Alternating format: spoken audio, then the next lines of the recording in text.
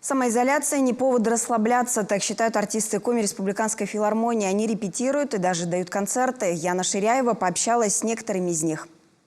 Вместо выступления на сцене – домашние концерты. Дмитрий Федореев на самоизоляции устраивает своим поклонникам онлайн-представления. Для музыки всегда находит время, будь то полчаса или даже все 4.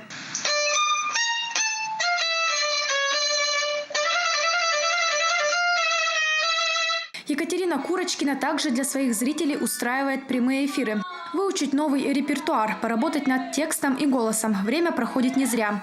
Соседи Екатерины уже давно знают, что за стеной живет артистка, поэтому иногда даже просят спеть на бис.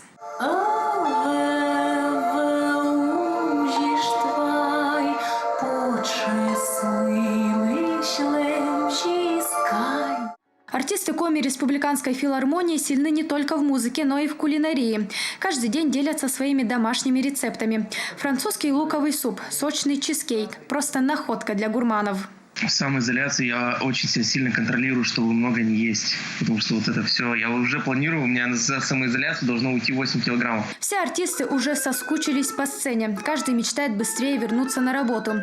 Станислав Истомин уделяет музыке по 6 часов в день. Взял инструмент с собой домой и каждый день занимаюсь, чтобы быть в форме. Хочется сразу войти в рабочий ритм.